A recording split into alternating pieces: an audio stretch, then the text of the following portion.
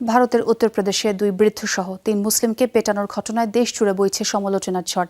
সামান্য ঘটনার জেরে গেল 15 ফেব্রুয়ারি অক্ষয় সিং নামের এক বাইকার ওই 3 জনকে ক্রমাগত চড় থাপ্পড় মারতে থাকে, করে আপত্তিকর মন্তব্য, এমনকি মাথা থেকে টুপি খুলে ফেলতেও বাধ্য করে।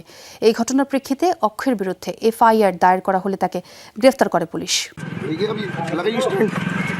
এই নিপীড়ন কেবল ধর্মীয় পরিচয়ের ভিত্তিতে। নির্যাতিত ব্যক্তিদের অপরাধ, তারা মুসলমান। ঘটনা ভারতের উত্তরপ্রদেশের বুদাউন জেলার। কাতার ভিত্তিক সংবাদ মাধ্যম আল জাজিরা জানায়, 15 ফেব্রুয়ারি অক্ষয় সিং নামের এক ব্যক্তিকে একটি মুসলমান পাড়ার ঠিকানা জিজ্ঞেস করে 3 পথচারী। তাদের মাথায় টুপি ও মুখে দাড়ি দেখেই ক্ষিপ্ত হয়ে ওঠে অক্ষয়।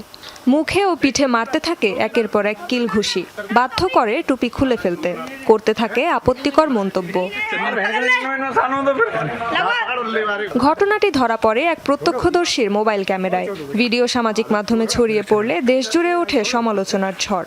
বিভিন্ন মানবাধিকার সংগঠন ও রাজনৈতিক নেতাকর্মীরা দাবি তোলে এর সুষ্ঠু তদন্ত ও বিচারের। প্রশাসনের উপরও বাড়তে থাকে চাপ।